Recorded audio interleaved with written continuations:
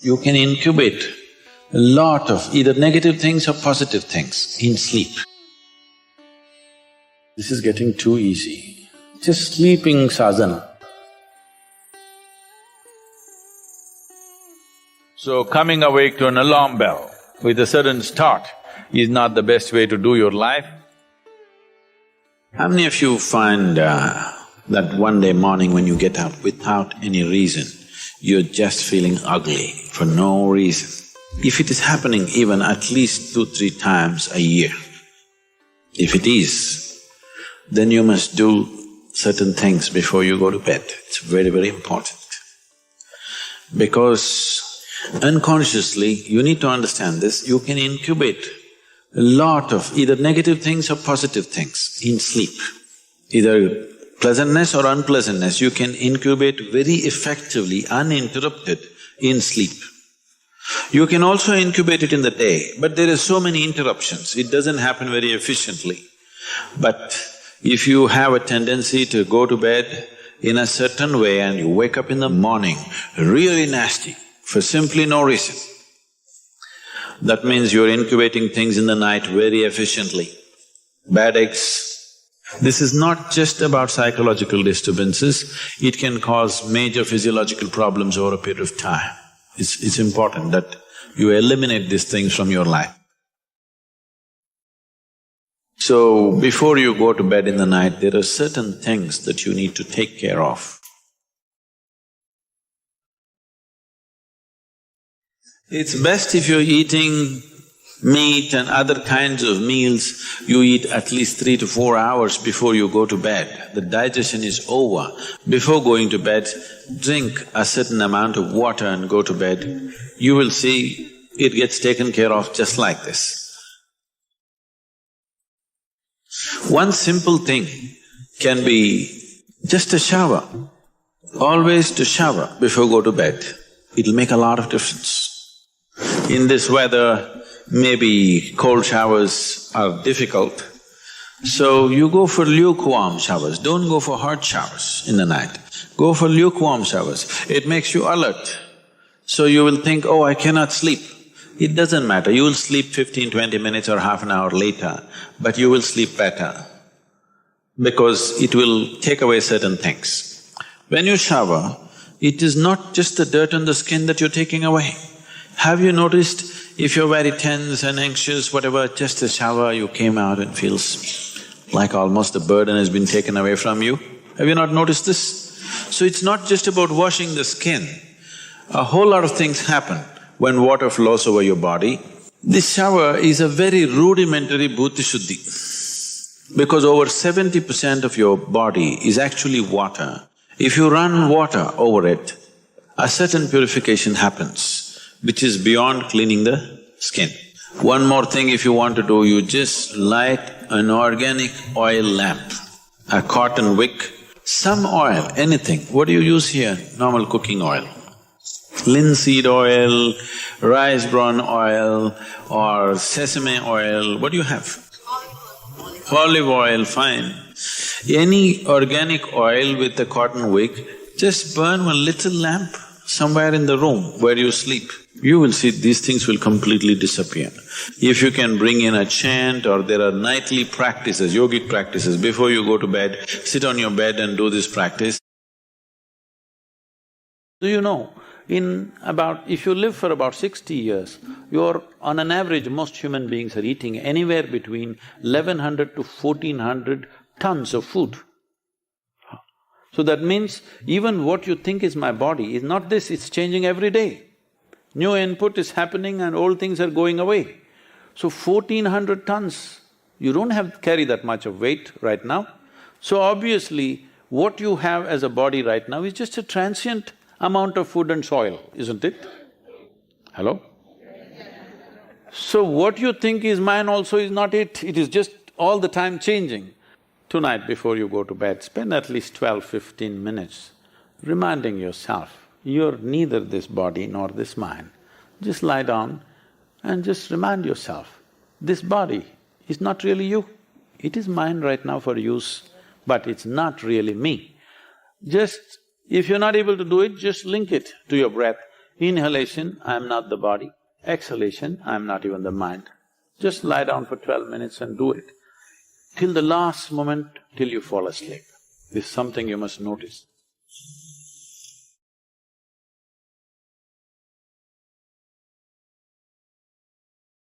Our prejudices, if you learn to use it, then this will clearly tell us what is what, because this is the most competent machine that's out here. Yes, and yet I'm trying to imagine a world where we would all be Sadhgurus, right? Imagine…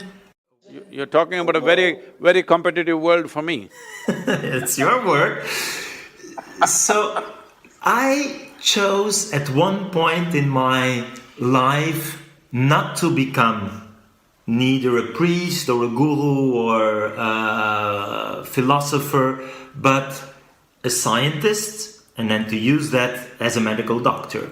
And I'm still happy with that choice, because I do think, and I believe you will agree, that the scientific knowledge and the technology and modern medicine has really incredibly improved our quality of life and our life expectancy, and that's very important to appreciate. So I am very happy that there are these scientists and that we have the technological advances, but at the same time I think we should try to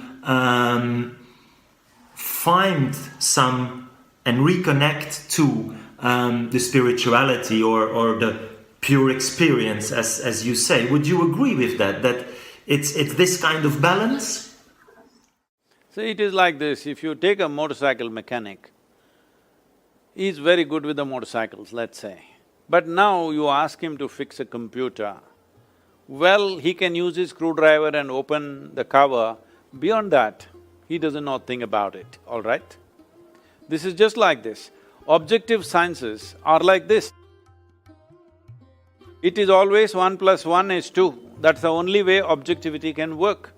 You cannot say 1 + 1 is 11 also, forget about a million, all right? You cannot say that because this is the nature of objectivity. And our objectivity is coming from our intellectual process. Intellectual process, as again I said already, it's coming from memory. So memory cannot be fudged. If you fudge the memory, it's a mess. I remember this is 1 and this is 1. And now I put these two things together and say this is 2. Now this has a memory basis. If I fudge this, then my intellect becomes useless, all right? So intellect is handling one aspect of our life, which essentially we call it as self-preservation. For our self-preservation, our intellect is vital. Without it, we cannot function. Right now, all the things that you said, it has improved our life expectancy, it enhanced our life in so many ways. No, it has not enhanced the quality of our life at all. It has only enhanced the comfort and convenience levels in the world and definitely life expectancy. All this is definitely self-preservation, isn't it? It's survival process. So when it comes to self-preservation, our intellect is vital. Without this one functioning, you cannot survive in this world. All the 5 senses are functioning, they are feeding the data into your intellect, and from there you're using it. How efficiently you use it will determine how efficiently you survive. So your life expectancy enhanced means your efficiency of survival has increased, that's all it is. So you are more healthy than what people were in the past, I don't think so, but suppose we are, it simply means your survival process is little more efficient. So, leaving the survival process, now you're talking about consciousness. Consciousness means… see, the English word consciousness is very loosely used. If you say somebody is in anesthesia, if they come back, you say, oh, he's come back to his consciousness. No, he's conscious because there are no alternate words, we use the same words. Language is a different aspect. Language is also a product of our intellect. So it can only talk in opposites. Without polarities, there is no language. Without polarities, your intellect cannot function. But when you talk about consciousness, you are not talking about two polarities. There is no A consciousness and B consciousness. There is no positive consciousness and negative consciousness, there's just one. So, what doesn't have a polarity cannot be dissected with your intellect. Intellect is a sharp instrument, it can only dissect, it cannot absorb something. See, if you are using your intellect upon something, if you ask any human being, do you want your intellect sharp or blunt? They will say, I want it sharp. Why? Because it's a cutting instrument. If your cutting instrument, if your knife is not sharp, what is the use of such a knife? So now you want to stitch your clothes, but you try to stitch that also with your knife, then all you have is tatters. That is showing almost everybody is wearing tatters around the world today. You see everybody's pants are torn. I don't know, you are… I'm not seeing the whole of you. That's very good. If you are blue denims, it'll be torn. So, you're using your intellect to handle a subjective dimension of life. That's never going to happen, simply because you're using a telescope to look at the virus. It's not going to work. Okay. Stephen, while you're here thinking about it, I thought I'll bring in a relevant point because you have remarked in some of your lectures that we made a historical mistake by calling consciousness as a binary term, right? Yes or no. And then with your experiments and also your attempts to recover patients in coma, with the instruments that you've had, now you've recorded at least 4 or 5 distinct states of consciousness, or wakefulness, you want to call that. The Sadhguru is saying consciousness is one. There is no polarity to it. So how do you reconcile these? So again, the term comes back to consciousness term, just call it wakefulness or whatever. You are in all these guideline committees. You're like the president of many of these committees. Can we even change that as just wakefulness and leave it at that? Because you're so…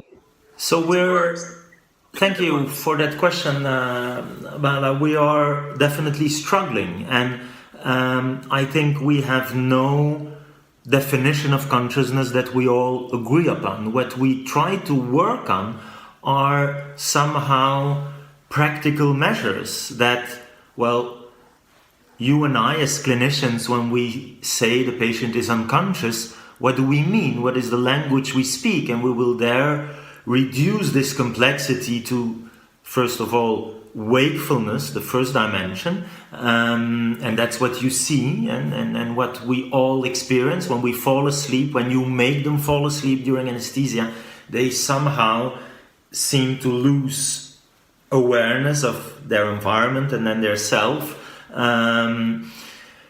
During sleep, there is already this notorious exception when we dream, and I think that's fascinating. And there's lucid dreaming and illustrating the challenge for us as observers saying meaningful things about awareness in another person. And then these patients, as you say, in coma, who can no longer be awakened, and that's simply looked at from the outside as looking at eye-opening. They will never open the eyes even when we stimulate them, and then observing their behavior, which is then reduced to reflexes. But it's true that when you think about it, it's frustrating, and that is exactly why I started this research, because I was not satisfied with how, as a clinician, I could say meaningful things about consciousness, the mind, subjectivity, while the only thing I'm doing at the bedside is making inferences based on some motor activity, and the absence of proof is there not always proof of the absence. So to me, it seemed a historical error that we had this black and white view, that the patients we see with severe brain damage were or conscious or not. And now we see all these more nuanced states, like you can be more or less awake, you can be more or less awake, and we describe these very strange conditions where patients survive, eyes open but completely unaware, that we called vegetative state. We now call them unresponsive wakefulness, and then some of these are minimally conscious, which again is very frustrating because you can't communicate with them, but you know that sometimes they have, very probably, when we look with these brain imaging techniques, functioning brain, and hence a functioning mind that can perceive emotions, including pain. And so I'm trying to be a little bit more precise about what we consider as awareness of the environment, of the self, and how we can link it to brain networks, which is what we try to do with this global neuronal workspace in the front and the back, and trying to capture it by all possible means to help clinicians reduce the uncertainty and have prognostic value.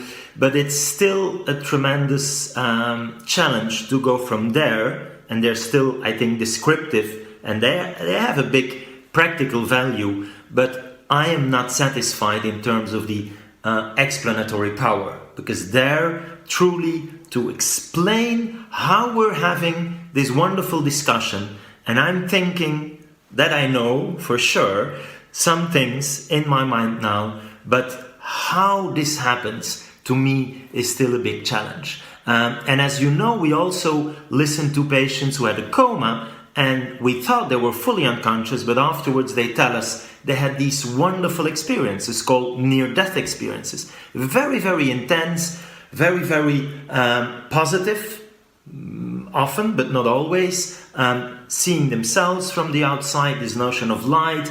And for some, this is proof of life after death. I think it's a challenge because death is still a big, big barrier for science to study. But all of that somehow makes me more humble and look at everything with a little bit more of the amazement from, well, despite all my theoretical knowledge, I'm not able to explain this. And will we ever? Well, there to me, it seems very interesting that the scientific community links to this community of what I would call the athletes of the mind, right? And that's also why I myself try to do meditation, so that I maybe can experience this a little bit better.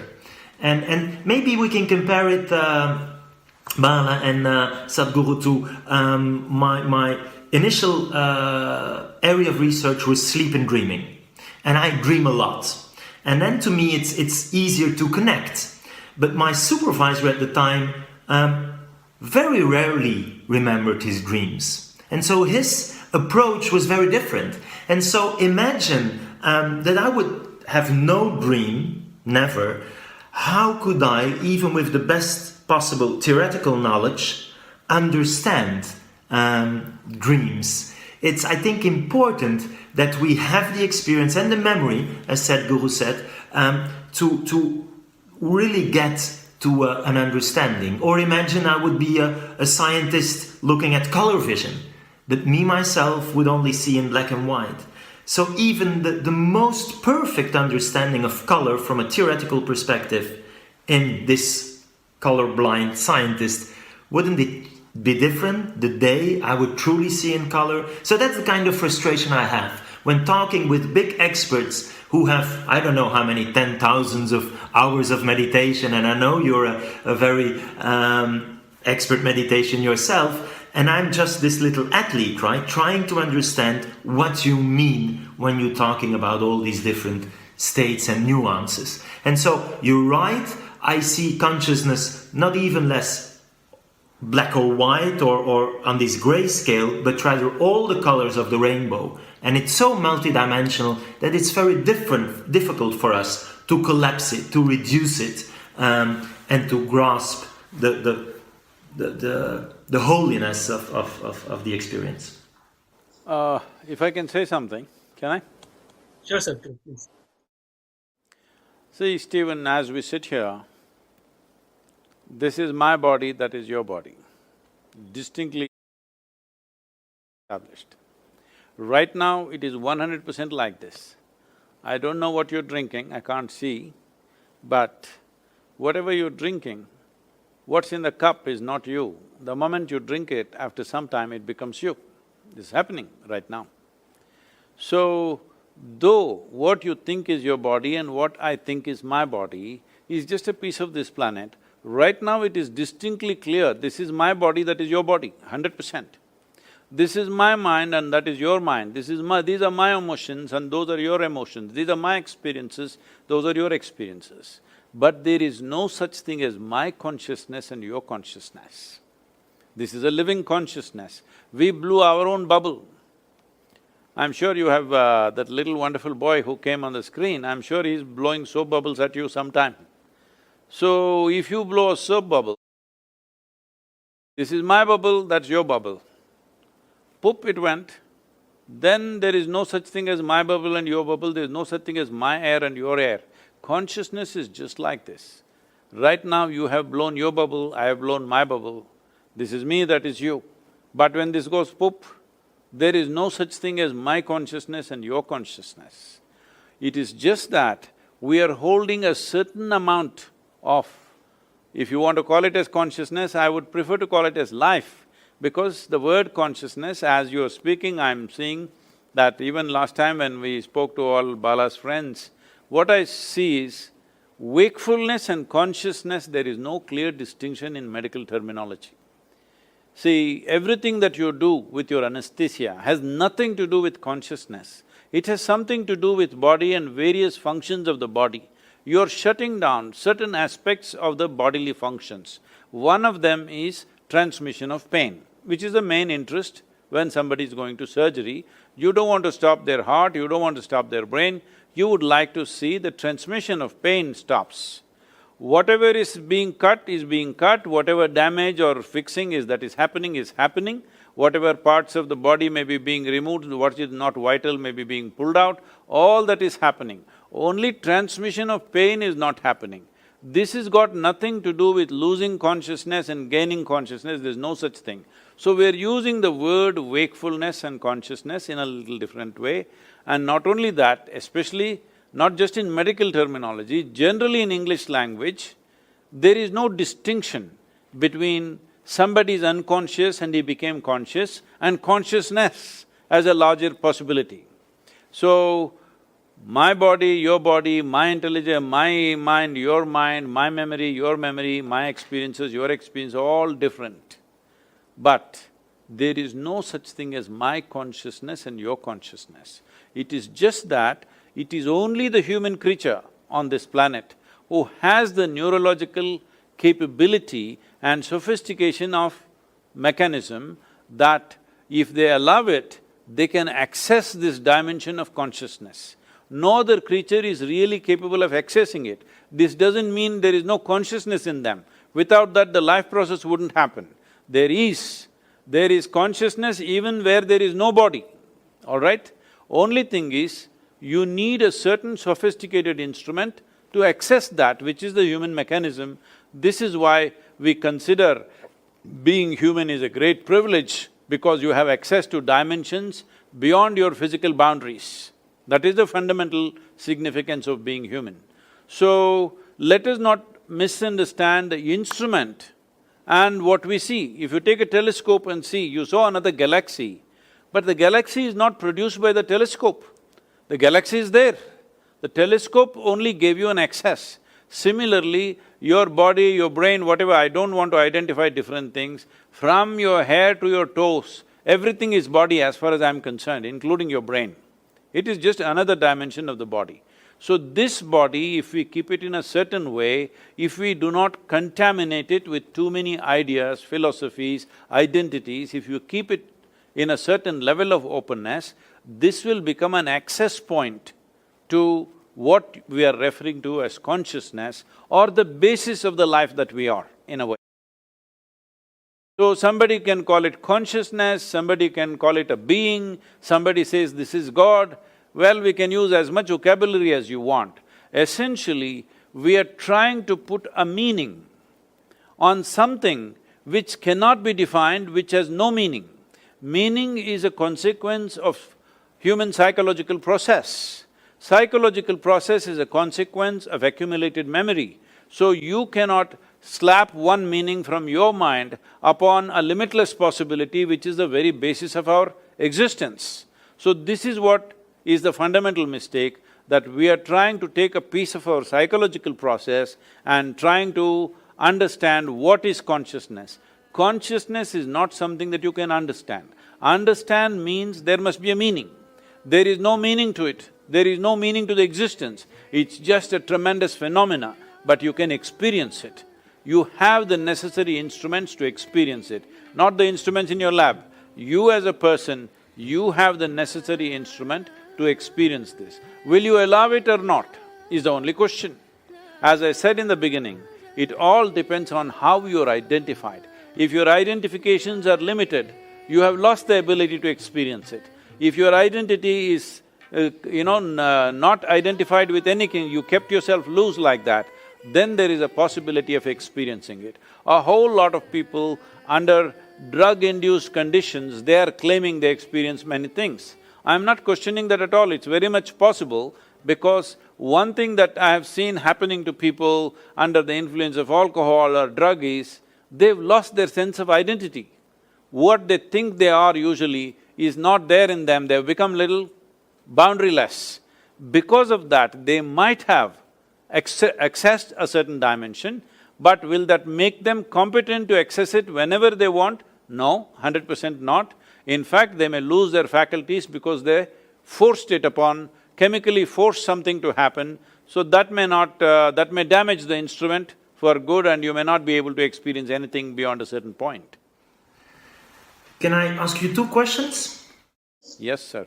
So you mentioned this instrument that permits us to access this, whatever we call it, consciousness, intelligence, but you say it's for humans. So what do you think about animals and how they perceive the world? And then the second question is this terribly challenging one. If you say that somehow, and you make the comparison with the bubble and that there is no such thing as your consciousness, my consciousness, it could be an illusion. So how do we somehow deal with, well, what was there before you were born and what will there be when you're dead? So these two are still burning questions about animals and the before and after this living. See, when it comes to animals, an animal is programmed in such a way that largely its life is fixed around its survival process. Let's say, for any creature for that matter, their stomach is full, their life is settled, they just sit there happily. But that's not the nature of the human being.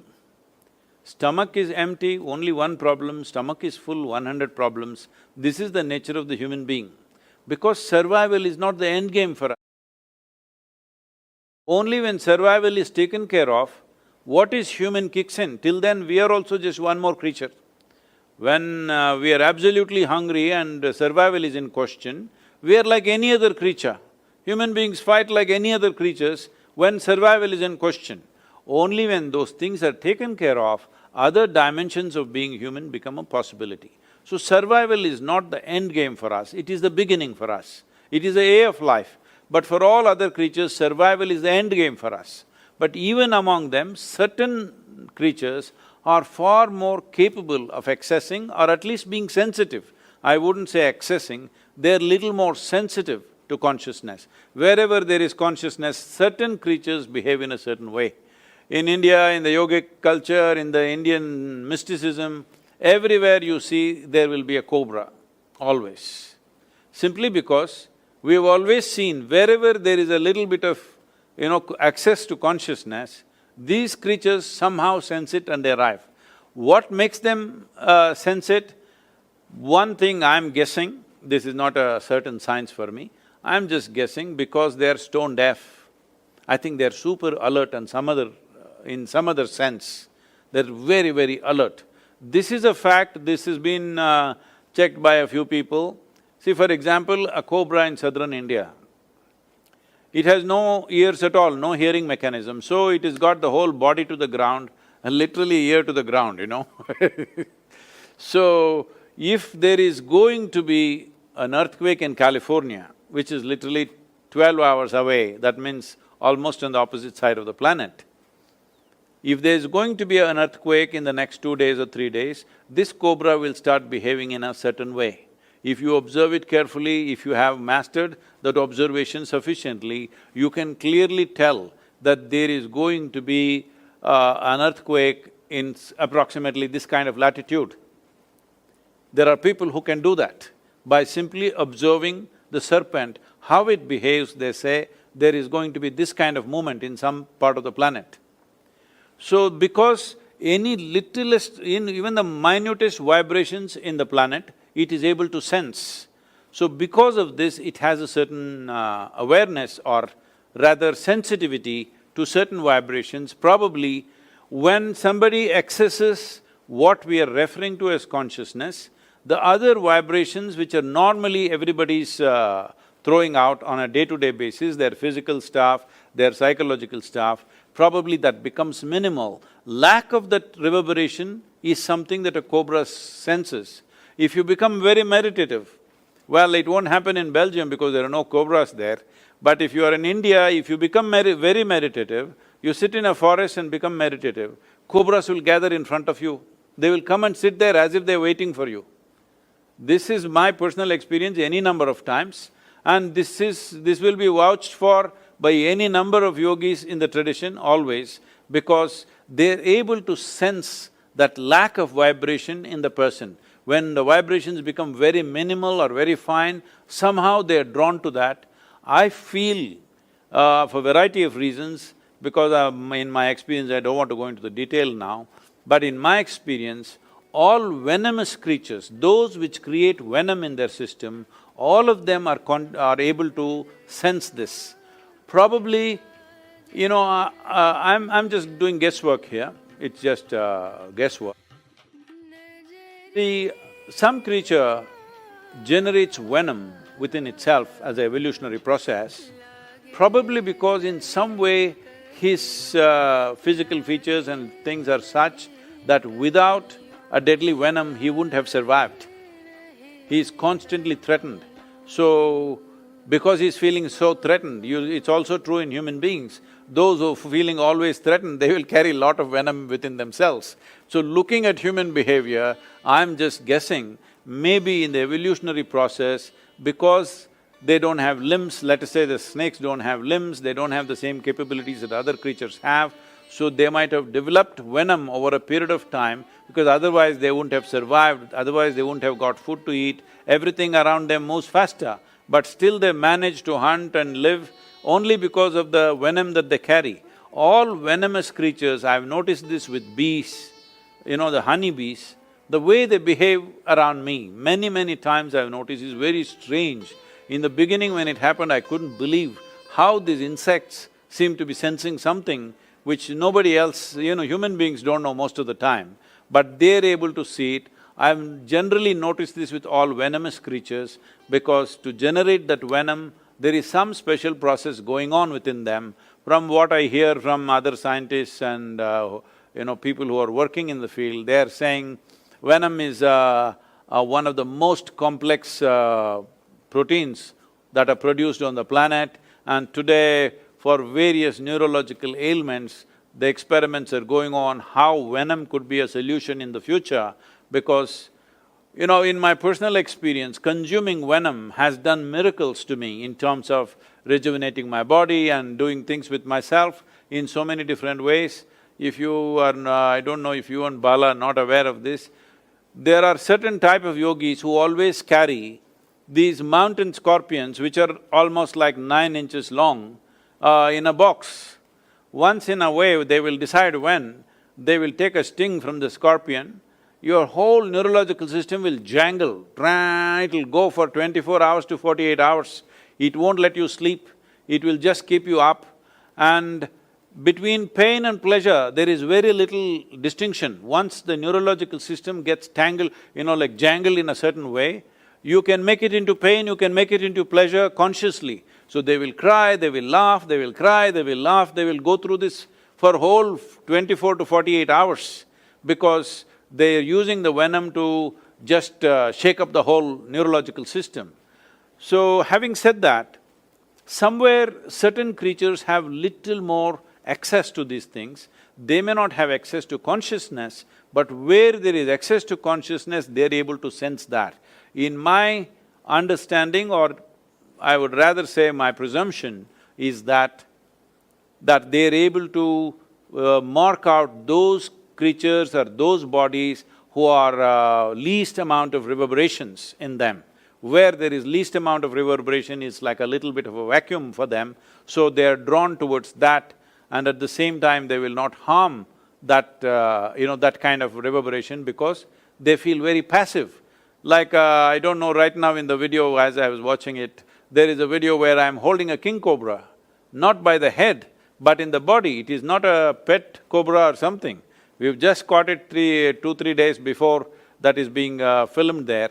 And king cobra, if it bites you, you have 6 to 8 minutes to live, that's it. It has enough venom to kill an elephant, but it will not bite. It all depends, if you show a little anxiety, it'll bite you. If you are just absolutely calm, it will not touch you because it's going by the reverb that you generate. So, having said that, this consciousness as a dimension, let's call it a dimension, let's not call it as an experience of wakefulness and sleep, different levels of wakefulness. Well, even when you're awake, not everybody is awake to the same extent, isn't it? Suppose you're teaching in a university, right? Do you find all the students awake at to the same level? When I teach, yes, hyper vigilant. He actually uses that analogy in his lectures. What? He goes to a lecture and he uses that analogy where he picks his participants in a lecture and he analyzes and tells them, you're not this much awake and you're this much awake and alert to attend his own So, no two human beings are awake to the same extent. So this whole dimension, if we change the terminology a little bit, probably it will fall into a little better place of understanding, maybe not entirely, but little better. That is, right now when we talk about anesthesia or even coma for that matter, they may be very similar, I don't know medically how you differentiate between the two. Essentially, bodily functions have dropped step by step. In one person, a certain number of functions might have dropped, in another person it might have dropped further. And I would take it further, even what you call as death is just further drop in the bodily functions. So whether it is death, coma, anesthesia, in my understanding and my experience of things, they are not very different. It is just different levels of profoundness of the same thing. When you become completely unawake, that means you're dead. You're a little bit awake means you're in coma. You're a little more awake means you're under the influence of anesthesia. Little more awake means you just had a drink. In your experience, but you have not yet died. Let's not go into that now. We'll go into it some other day because are you in Brussels? Yes, close to Brussels. Okay. So, unless you serve me French fries, I'm not going to talk all those things to you right now.